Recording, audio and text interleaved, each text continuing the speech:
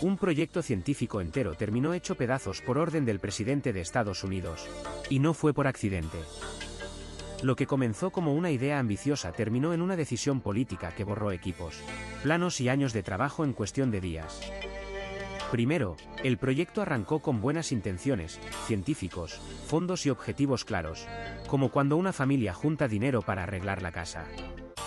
Luego surgió un problema, riesgos para la seguridad, presión pública o posibles usos peligrosos. Piensa en retirar un juguete del mercado porque puede lastimar a los niños. Después, llegó la decisión presidencial, cerrar y destruir el proyecto para evitar un daño mayor, incluso si eso significaba perder conocimiento valioso. Finalmente, las consecuencias, carreras truncadas, secretos que salen a la luz y lecciones sobre quién controla la ciencia. ¿Qué vas a ver en este vídeo? Una cronología clara de lo que pasó, explicada en palabras sencillas, ejemplos reales que te hacen entender el porqué de la medida, y las lecciones que importan hoy. Y sí, también habrá un poco de humor para alivianar la tensión, porque destruir ciencia suena serio, pero la política a veces actúa como si hubiera presionado Control más Z y no funcionó. Contexto histórico y político. En la época posterior a la gran competencia por la supremacía tecnológica, las decisiones presidenciales moldearon qué proyectos continuaban y cuáles se detenían. Un ejemplo claro es el recorte de la exploración lunar. La administración ejecutiva decidió cancelar misiones adicionales del programa espacial, lo que dejó naves y planes en el cajón. Esa clase de decisiones no suele surgir de repente, responden a presiones políticas, demandas presupuestarias y prioridades de seguridad nacional.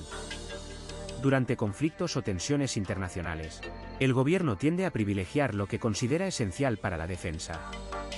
Por eso muchos programas científicos con doble uso, es decir, que pueden servir para fines civiles y militares, quedan bajo revisión constante.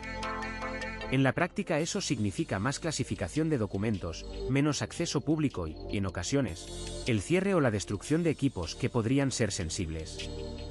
No es solo paranoia. Se trata de evitar que tecnología peligrosa o información estratégicamente valiosa termine en manos hostiles. Además del factor de seguridad, la economía juega un papel enorme. Cuando las arcas públicas se estrechan o cambian las prioridades legislativas, las administraciones optan por reasignar fondos. La política fiscal y las presiones del Congreso influyen tanto como la opinión pública.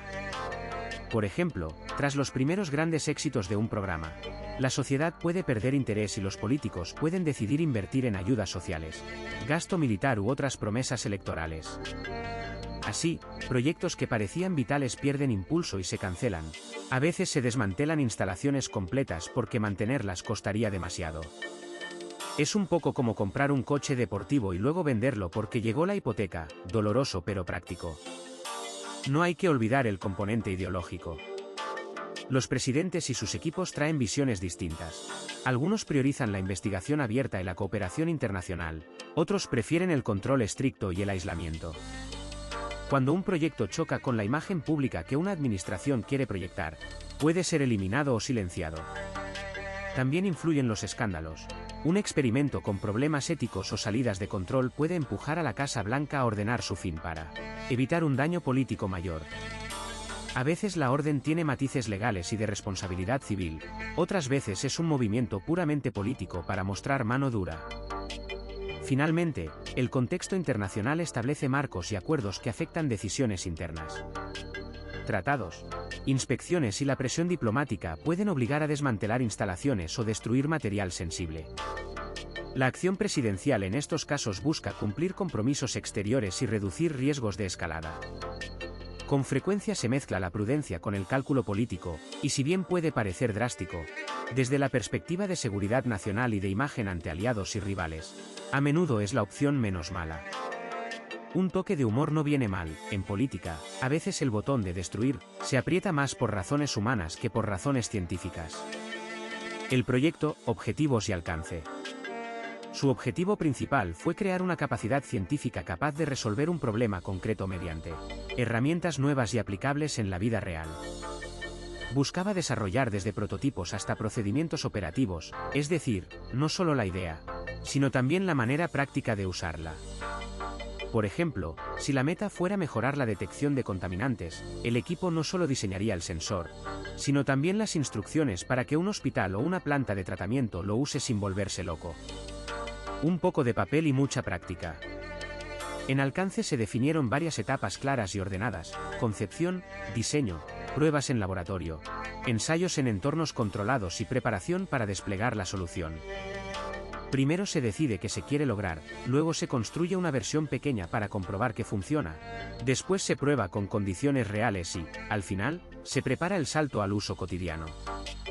Es el mismo camino que siguen muchas innovaciones, como cuando un nuevo fármaco pasa de una idea en la pizarra a ser probado en un hospital universitario antes de llegar a más centros. Corto y claro. Participaron diversos actores, equipos de investigación, ingenieros, personal técnico, gestores y, en ciertos casos, colaboradores externos como empresas privadas o centros académicos. La coordinación implicaba establecer quién hace cada cosa, qué instalaciones se necesitan y qué reglas de seguridad aplicar. Por ejemplo, si se planificaba probar un equipo en campo, se reservaban laboratorios con equipos específicos y se acordaba con hospitales la logística para pruebas piloto. Trabajo en equipo. Los resultados esperados estaban bien detallados: prototipos funcionales, protocolos operativos que describen paso a paso cómo usar la tecnología, formación para el personal y evaluaciones de seguridad y eficacia. También se contemplaba la elaboración de documentos para reguladores y para la comunidad científica, de forma que otros pudieran replicar o supervisar el trabajo. En la práctica esto se traduce en entregar no solo un aparato, sino manuales, cursos y listas de verificación para evitar sorpresas. Y sí, siempre hay una lista de verificación, hasta la ciencia la necesita. Actores clave y apoyo científico. El presidente, al decidir la destrucción de un proyecto científico, suele recibir primero evaluaciones técnicas y legales de varios asesores. Asesores científicos del gobierno detallan los riesgos técnicos. El Consejo de Seguridad Nacional y las agencias pertinentes analizan la seguridad y las implicaciones para la salud pública. También participan abogados que revisan la autoridad ejecutiva y reguladores que confirman si hay bases legales para ordenar la destrucción. Todo esto ocurre antes de firmar una orden. Breve y directo, no se trata de un impulso, sino de un proceso con muchos ojos encima. Los actores dentro de la comunidad científica son clave: los equipos de investigación responsables del proyecto, comités de revisión institucional, IRB, y revisores externos que verifican datos y procedimientos. Para proyectos con implicaciones biológicas, por ejemplo, las agencias de salud y control de enfermedades ofrecen dictámenes sobre peligros potenciales. En proyectos tecnológicos donde hay riesgo de uso indebido, equipos de seguridad y expertos en ética tecnológica evalúan consecuencias. El papel de los contratistas y los gestores de laboratorio tampoco es menor. Ellos saben exactamente qué materiales y equipos hay que neutralizar o destruir, y cómo hacerlo sin poner en peligro a nadie. La secuencia suele ser clara: primero se identifica un problema o riesgo, luego se encarga una evaluación científica detallada, después se convoca una reunión interinstitucional para contrastar puntos de vista, finalmente se realiza la revisión legal y se decide la acción. Un ejemplo cotidiano: en un ensayo clínico, si los datos sugieren daño a participantes, el comité de ética puede pedir la suspensión y las agencias reguladoras emitir una orden hasta esclarecer. Otro ejemplo: si un experimento de modificación genética fuera capaz de escapar del laboratorio, expertos independientes pueden simular escenarios y recomendar mitigación o eliminación. Suena dramático, pero muchas decisiones provienen de simulaciones y pruebas cuidadosas. Apoyos científicos independientes suelen ser decisivos. Paneles externos, revisiones por pares y comités ad hoc aportan contraste a la opinión interna del gobierno. Las academias nacionales y sociedades profesionales suelen publicar informes y guías que orientan la respuesta. No es raro que un informe independiente incline la balanza. Además, la transparencia científica ayuda. Cuando los resultados y los riesgos están bien documentados, la decisión política tiene fundamentos más sólidos. Y un toque de humor: a veces la ciencia da la mala noticia y la política la convierte en orden ejecutiva. No es la mejor comedia, pero sí una colaboración incómoda. Finalmente, la interacción entre ciencia y política incluye actores no técnicos que influyen en la decisión: administradores universitarios, patrocinadores del proyecto, comités de supervisión y, en algunos casos, legisladores y tribunales que revisan la legalidad. La opinión pública y los medios pueden acelerar la respuesta política cuando hay alarma social. Por eso, además del aval científico, se necesita un plan logístico claro y comunicación cuidadosa para ejecutar una destrucción ordenada sin causar pánico. En resumen, no es un acto aislado, es el resultado de expertos que dicen esto es peligroso, abogados que confirman se puede ordenar y gestores que saben cómo hacerlo sin quemar los puentes, ni los microscopios. Motivos oficiales del presidente. El presidente puede justificar la destrucción de un proyecto científico con motivos que buscan proteger intereses públicos y estratégicos. Entre las razones oficiales más recurrentes están la seguridad nacional, el riesgo para la salud pública, el cumplimiento de leyes y tratados internacionales, y la protección del medio ambiente. Estos motivos suelen presentarse en comunicados donde se explica que la medida fue necesaria para evitar un daño mayor, suena grave, y a veces, lo es. La seguridad nacional aparece como motivo cuando una investigación puede ser usada para fines militares o cae en manos equivocadas.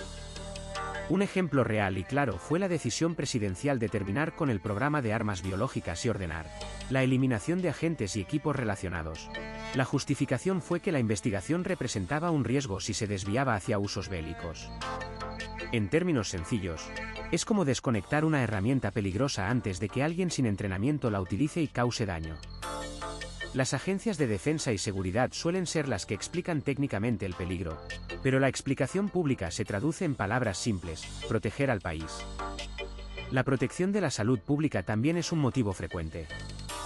Si un proyecto genera contaminación, libera sustancias tóxicas o puede provocar una epidemia por manipulación de microorganismos, las autoridades pueden decidir desmantelarlo o destruir instalaciones para evitar que más personas resulten afectadas.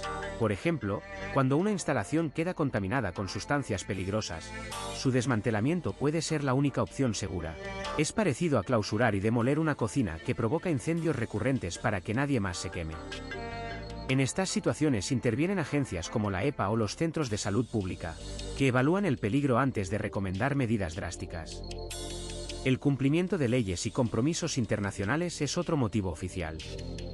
Tratados como el que prohíbe ciertas armas químicas han obligado a gobiernos a destruir arsenales y a clausurar proyectos incompatibles con esos acuerdos.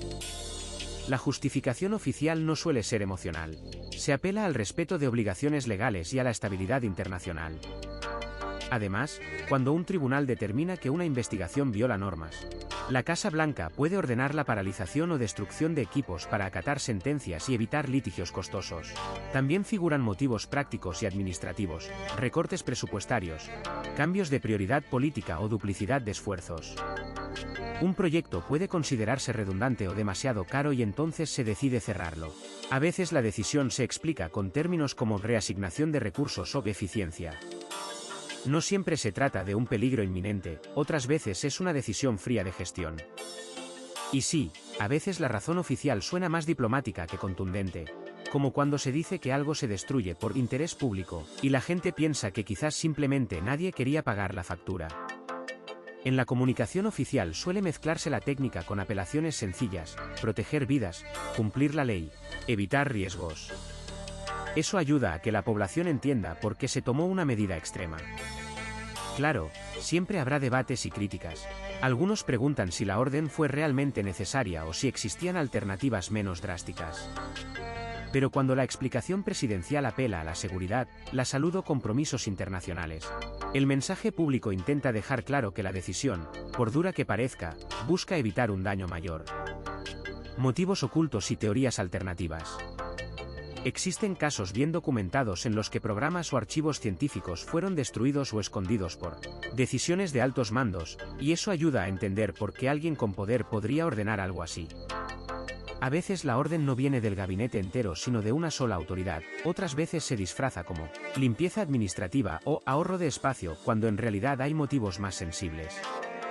Un ejemplo concreto: la Agencia Central de Inteligencia destruyó muchos documentos relacionados con un programa de experimentos comportamentales, lo que luego dejó interrogantes sobre por qué se ocultó información sobre ese trabajo. Otro ejemplo distinto pero real es la reutilización de cintas originales de grabaciones técnicas en misiones espaciales, que provocó la pérdida de material científico que luego muchos lamentaron. Un motivo claro y directo es la seguridad nacional. Si un proyecto trata con tecnologías que podrían dar ventaja a adversarios, por ejemplo, métodos para detectar submarinos o detalles sobre materiales explosivos, borrar información puede verse como prevención para que no caiga en manos equivocadas.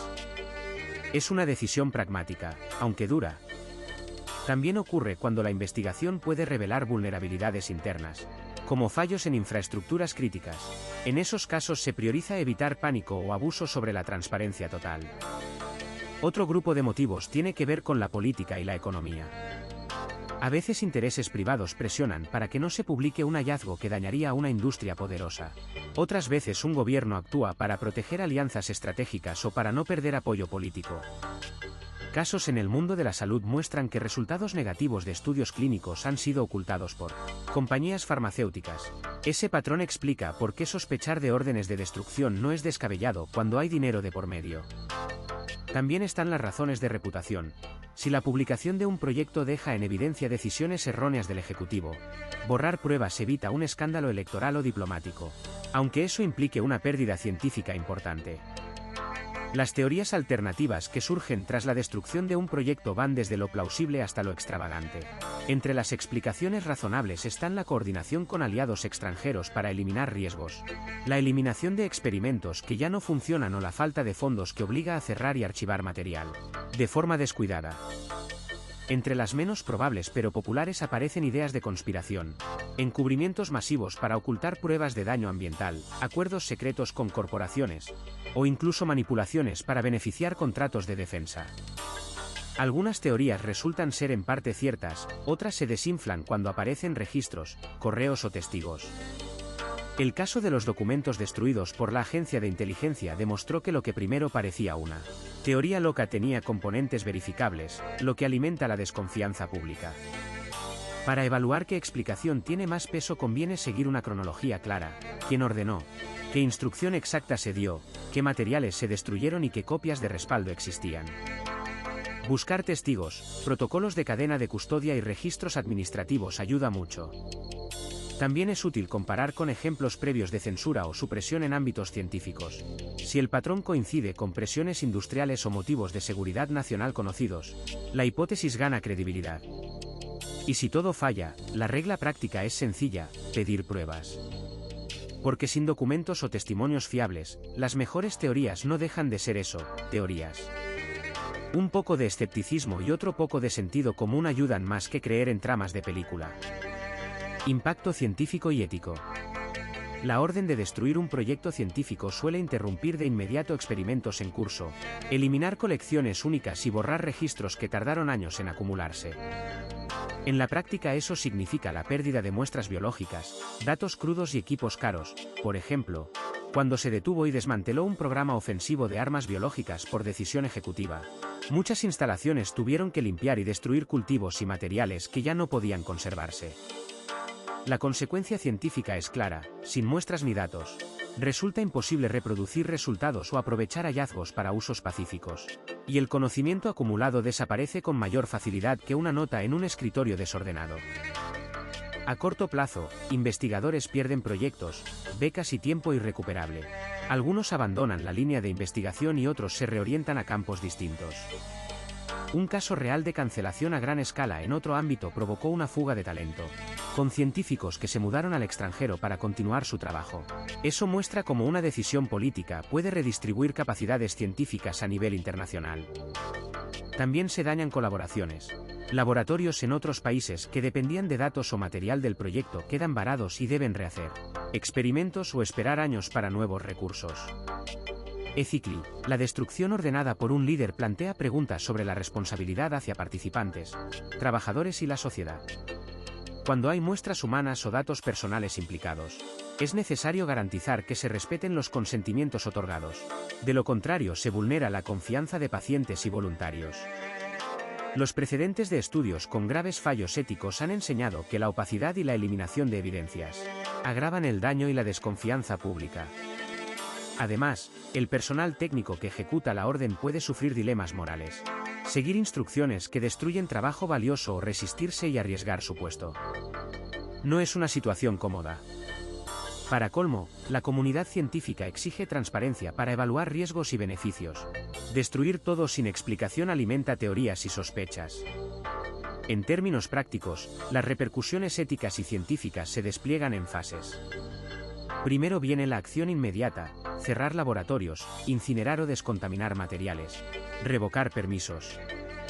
Después aparece la fase de impacto humano: investigadores sin proyecto, estudiantes sin tesis y técnicos que pierden experiencia especializada. Más adelante surge el vacío en la literatura, huecos en el conocimiento que pueden frenar avances aplicados, como nuevas vacunas, materiales o técnicas. Finalmente, se producen consecuencias políticas y normativas, demandas de supervisión más estricta, revisiones de protocolos y, a veces, nuevas leyes o directrices institucionales. Todo esto puede tomar la forma de auditorías, comités independientes y políticas para preservar datos cuando un proyecto corra peligro. Para mitigar daños, existen medidas concretas que suelen proponerse y aplicarse: conservar copias de datos en repositorios independientes, permitir auditorías externas antes de cualquier destrucción, y ofrecer compensaciones o planes de reconversión para el personal afectado. Un ejemplo sencillo y efectivo es la creación de archivos digitales públicos que permitan acceder a los resultados. Aunque el material físico se destruya por razones de seguridad, así se preserva al menos la memoria científica. Y, aunque la política y la ciencia no siempre rimen, una pizca de sentido común ayuda. Explicar al público por qué se tomó la decisión y ofrecer alternativas reduce el daño ético. No basta con una orden presidencial. Se necesita un plan que evite que el conocimiento se vaya por el desagüe con la misma facilidad que una taza de café mal vigilada. Reacciones nacionales e internacionales.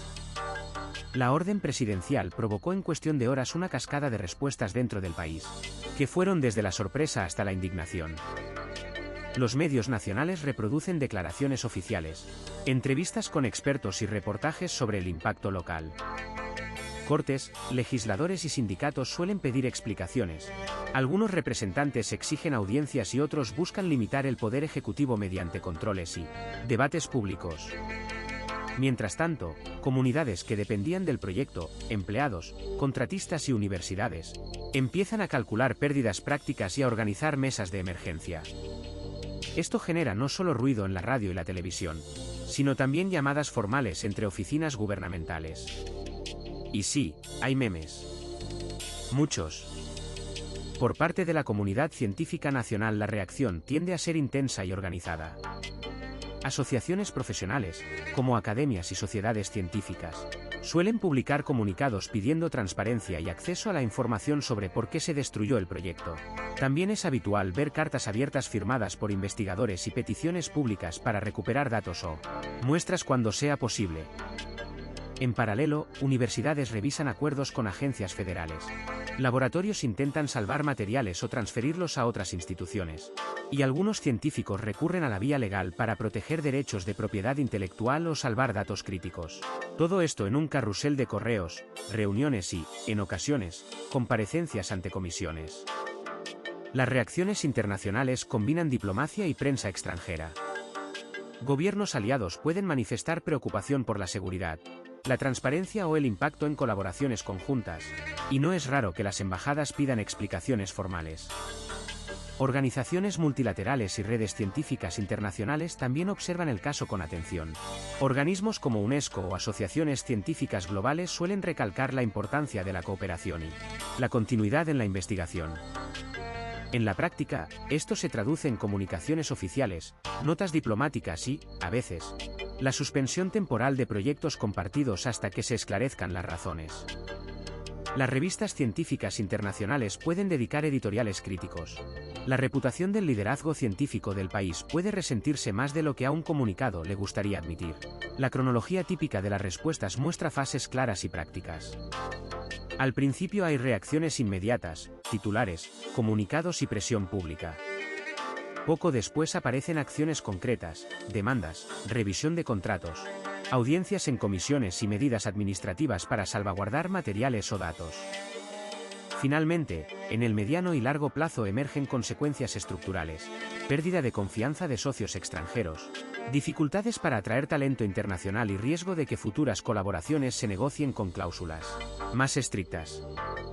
Como ejemplo práctico, un laboratorio que dependía de financiamiento compartido puede ver cancelada una visita de intercambio y, por ende, retrasada una publicación, efectos en cadena que se sienten en conferencias y consorcios.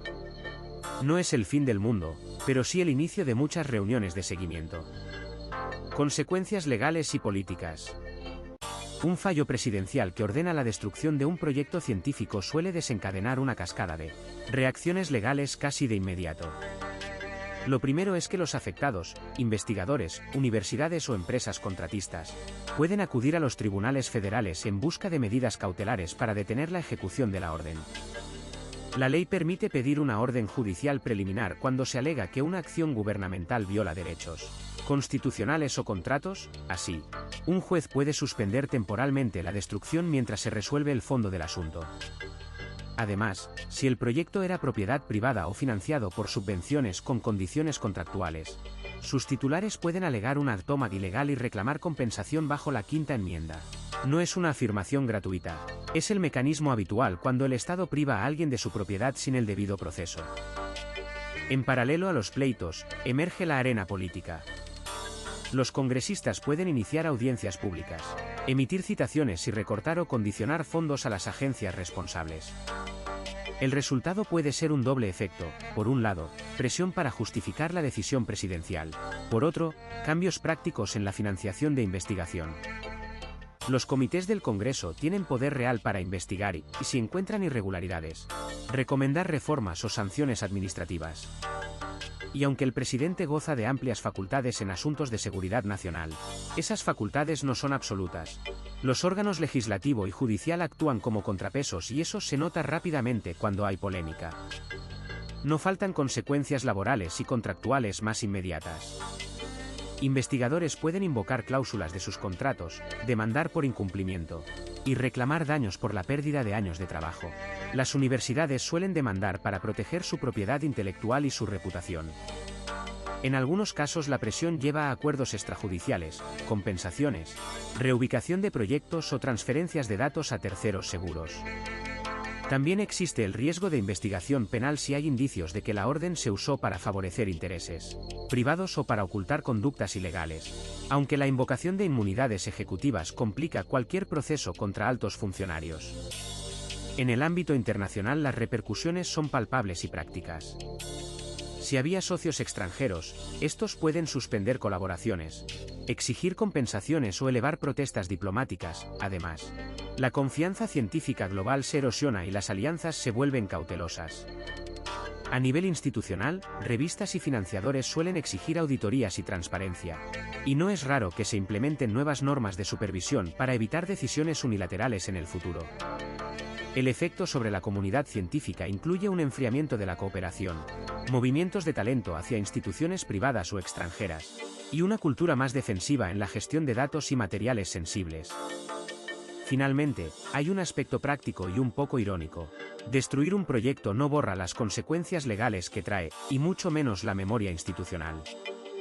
Un ejemplo sencillo: si una agencia destruye muestras valiosas tras una orden ejecutiva y un tribunal luego considera que la orden excedía la autoridad, la compensación monetaria puede no reparar la pérdida científica. En términos políticos, la imagen pública del gobierno puede sufrir, lo que alimenta debate, protestas y cambios en la agenda legislativa. Y aunque no es una comedia, a veces los responsables terminan lamentando que lo que se quiso borrar con un golpe de autoridad haya acabado multiplicando las demandas, las audiencias y las noticias. No era exactamente el plan original. Lecciones científicas y de gestión. Cuando un proyecto científico es cortado por orden presidencial, la primera lección práctica es que la preparación no es opcional. Los equipos deben tener desde el origen un plan de gestión de riesgos claro y accesible. Antes de comenzar cualquier experimento grande, conviene registrar responsabilidades, custodias de materiales y protocolos de emergencia.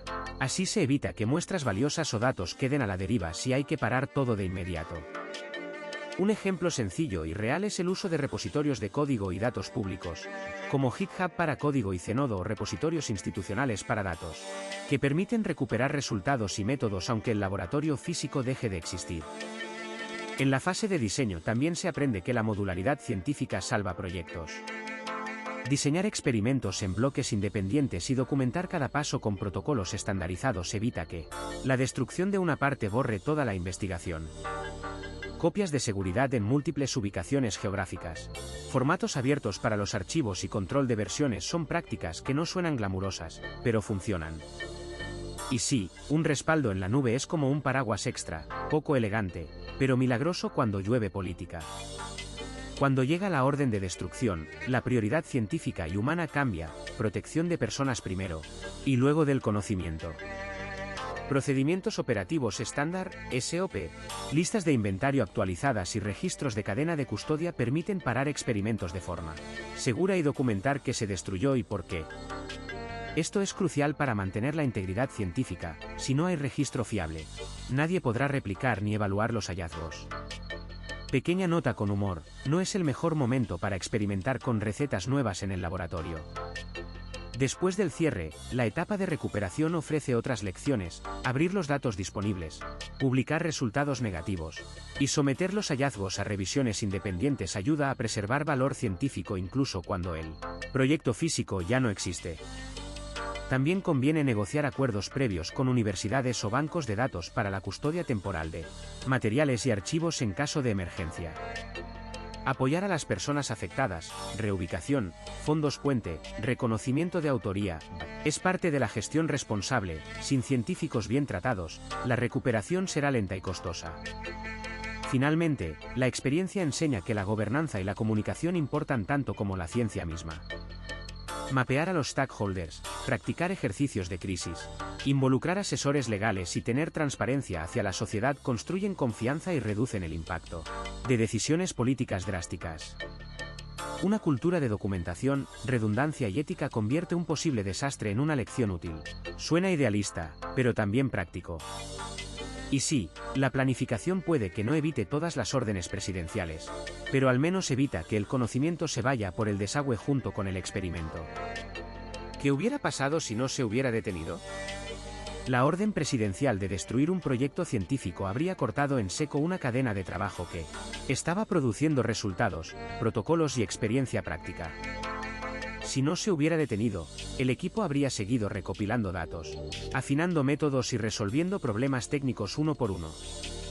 En el corto plazo eso significa más experimentos, más muestras, y más correos electrónicos interminables entre técnicos. También implica que los materiales y equipos caros seguirían en uso. Por ejemplo, en una investigación médica esto suele traducirse en más pacientes reclutados y en resultados más sólidos. En una investigación tecnológica, en prototipos mejorados y pruebas de campo adicionales. A medio plazo las cosas toman otro ritmo, la continuidad permite pulir errores, convertir hallazgos en aplicaciones y negociar licencias con empresas. Si el proyecto hubiera seguido, podría haber generado patentes, pequeñas empresas basadas en la tecnología y empleo para técnicos e ingenieros que ahora quedarían sin trabajo. Al mismo tiempo, continuar abre la puerta a descubrir efectos secundarios o riesgos no previstos. Por eso muchas investigaciones avanzan con revisiones y controles. Un ejemplo cotidiano, una idea que funciona en el laboratorio, si se escala sin pruebas, puede fallar en la calle, como un electrodoméstico que se calienta demasiado cuando lo usan todos los vecinos. A largo plazo las consecuencias se multiplican. Mantener el proyecto en marcha podría haber cambiado prácticas médicas, creado nuevas industrias o mejorado procesos existentes. También podría haber intensificado preocupaciones éticas o de seguridad si no se gestionaban bien los materiales peligrosos. En el mejor escenario, la sociedad gana acceso a soluciones útiles; en el peor, se afrontan problemas ambientales o regulatorios que cuestan tiempo y confianza pública. Pensemos en un ejemplo simple: una mejora en baterías que dure más horas podría transformar el transporte urbano, pero si no se controla su fabricación, también podría generar residuos difíciles de manejar. Finalmente, no detener el proyecto habría sido un camino lleno de ganancias potenciales y de riesgos reales. La continuidad habría permitido completar la historia científica y posiblemente dar frutos prácticos. Pero también habría requerido vigilancia constante, reglas claras y comunicación con la comunidad, porque la ciencia que sigue adelante sin control puede tropezar. Y, bueno, además de todo eso, quizá habríamos tenido alguna patente que ayudara a pagar el café de los investigadores. Siempre hay que tener prioridades.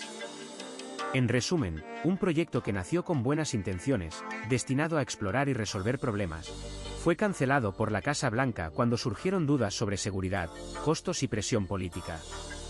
Primero se diseñó el proyecto, luego aparecieron riesgos y críticas públicas. Después vinieron las discusiones entre científicos y políticos. Al final el presidente ordenó destruirlo para evitar un problema mayor. Piensa en ello como retirar un juguete del mercado porque puede lastimar a los niños. Nadie quiere ser el responsable si algo sale mal. Si te interesa entender cómo se toman estas decisiones, donde la ciencia, la política y la opinión pública se mezclan, imagina las reuniones, los correos y las noches largas hasta que se toma una medida drástica. Tal vez no estemos de acuerdo con la decisión, pero ahora sabes por qué se llegó a ella. Si tú hubieras estado en la sala, ¿qué habrías hecho? Escríbelo en los comentarios, me encanta leer sus puntos de vista. Si este vídeo te ayudó a aclarar el caso, dale like y suscríbete para más historias donde la ciencia choca con la política. Prometo traer ejemplos igual de sorprendentes y alguno con final inesperado. En el próximo episodio exploraremos otro proyecto polémico que también terminó antes de tiempo y hablaremos con gente que estuvo dentro, sin jerga complicada, solo historias reales y claras. Nos vemos pronto, y recuerda, a veces la ciencia necesita aliados, no solo laboratorios, y un poco de sentido del humor no mata a nadie, pero ayuda en las reuniones.